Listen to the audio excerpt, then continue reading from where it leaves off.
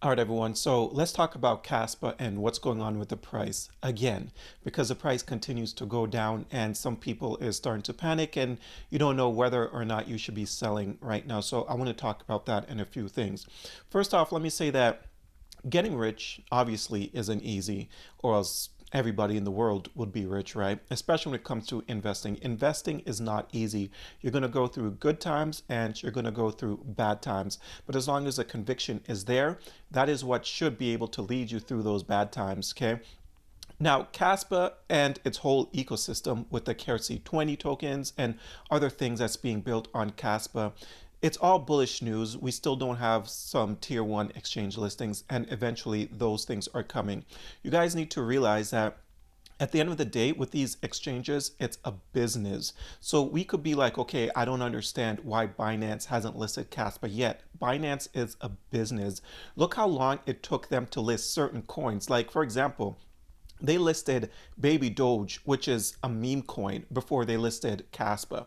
Now, of course, Baby Doge has been around way longer than Kaspa, but the point here is it takes them super long sometimes before listing certain coins, certain projects where people are extremely bullish on. It just takes them forever. Sometimes we don't know the reasons behind it, but they have their own reasons. So it all comes down to we just have to be patient.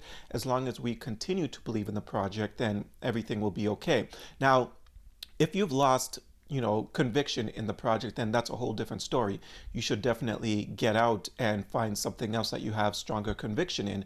But if you have strong conviction in Kaspa and even some of its KRC20 tokens, and then you get out of the play 100%, then out of nowhere the coin is going to skyrocket and you're going to miss out on some opportunities.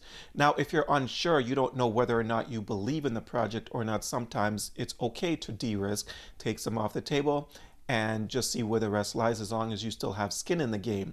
Remember though, nothing in this video is financial advice. I'm not trying to tell anyone what to do, buy or sell. But if we take a look here at Kaspa, right? So check this out. So Kaspa at its all-time high, according to CoinMarketCap, was a $5 billion market cap. We need to start thinking like other investors, all right? So at a $5 billion Kaspa, and people want to compare it to like where Cardano was the last cycle. And I think Cardano reached like 80 billion or something like that. Kaspa sitting at a $5 billion market cap. Investors are thinking, okay, from 5 billion to 80 billion, that's not enough returns for me to want to hop into this thing. But you know what is enough returns for people? And I think that Kaspa potentially could reach 100 billion, somewhere between 80 to 100 billion.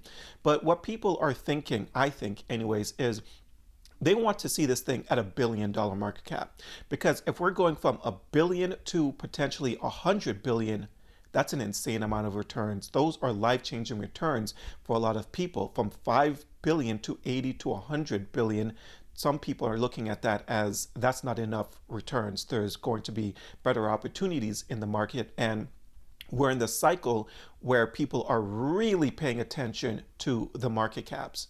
This cycle is different from other cycles. Like last cycle, you see a $5 billion market cap, and it's like, okay, well, I can still make some really nice returns off of this. This cycle, people are seeing this 5 billion market cap and thinking, nah, that's just way too expensive. So they obviously want Kaspa to reach $1 billion market cap before starting to load up. That's what I think is going on. Now, if we take a look at this indicator here, which is TraderSys, I'll leave a link to anyone that is interested in this. It'll be in my description down below. There'll also be a link to my Patreon for anyone that wants to know what I'm buying, and some exclusive content over there. But even on this indicator, we see a whole bunch of bearish momentums that was fired. It was fired here on, what is this? I think at the beginning of October. Let's see. So yeah, October 2nd, bearish momentum. Another one recent, October 26th, bearish momentum. This thing has just been going down. It's been looking very nasty, breaking all these resistance or support levels, and things aren't looking all that great. And we should not be buying every single dip. And I've talked about this in previous videos. Like, we can't be buying up the dip, Kaspa fall like 1 cent. It's like, oh, that's the dip buy. No, you have to look at the charts. You want to buy at support levels, and you want to make sure, you're not just buying every old dip that you see on Kaspa, because you're going to find yourself in a bad situation where you're just going to eventually run out of money. Now, if we take a closer look at the charts here, all right, so what we're going to notice is Kaspa is sitting right around this area where it tested on May. The beginning of May, it's sitting around that area. It actually touched it, but it bounced up just a little bit. But it's sitting around this area. And like I said, people want Kaspa under $1 billion because that's where they can make their life-changing gains, right? So it is, I am going to say, on the table where Kaspa could actually break this area of support and fall below 10 cents. It is definitely possible. Now, if Kaspa does break 10 cents, we could come down to about 8 cents. That will definitely be on the table. There's going to be more panic. People are going to be confused, not knowing what to do. Some people are going to be selling. The sell pressure is going to increase. And I've been here plenty of times. I've made so many mistakes in my crypto journey where, the sell pressure is just immense to the point where I just want out. I just can't take it anymore because I'm constantly looking at my portfolio and all I see is red.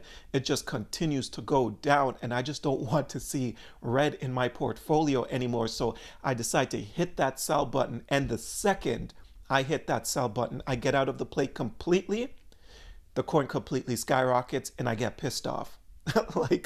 And this is what I mean by, if you can't handle the pressure, at least keep some skin in the game just in case, because if it skyrockets, at least you have some skin in the game where you're able to take advantage of not all the returns that you would have made if you had all your money still invested, but you still would be able to take advantage of some of the returns, and some is better than none. Now, again, I think with everything that's going on, all this bullishness yet to come, Grayscale having Kaspa under their consideration, the exchange listings that's going to happen, I'm not even worried about the exchange listings because I know it's going to happen, and the team continues to build, and the KRC20 tokens, which is going to make people some life-changing gains. Kaspa, it's equal. There's just so much happening that it's super hard for me not to be bullish on Kaspa just because of the price action.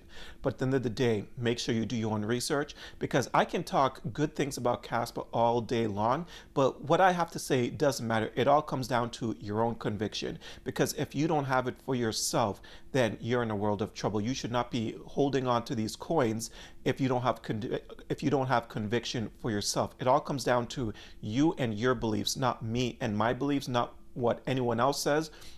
It all comes down to what you believe, because at the end of the day, it's your money, not my money. All right. So you need to remember that, because let's say I'm wrong, because I could always be wrong, and Kaspa falls down to 1 cent and it just stays at 1 cent for the next 20 years. Then that's your money that's gone, right? That's not my money. So you, at the end of the day, you have to make sure you're taking care of yourself and your family. Do what you think is best for you. But that's what I have for you guys today. Yeah, so Kaspa is continuing to bleed out, but again, I'm not worried. There's people that's looking at it and saying, oh, this thing is going to go down forever, and I told you should have hopped out of this thing. But at the end of the day, when you think about Bitcoin back in the day, there was people, once Bitcoin started to go down, people were saying, I told you so. You should have sold this thing a long time ago. Now you're trapped. Now you're down like 75% on your investment. And then what happened? Bitcoin skyrocketed. And then those people that was flooding Bitcoin, they ended up buying Bitcoin at all-time highs, and they're chasing the bull, just like I believe people are going to be chasing the bull on Kaspa. But that's what I have. I hope you guys enjoyed this video. If you did, don't forget to hit the like and subscribe button. Check out a few of the links that I have down below. And until next time, take care.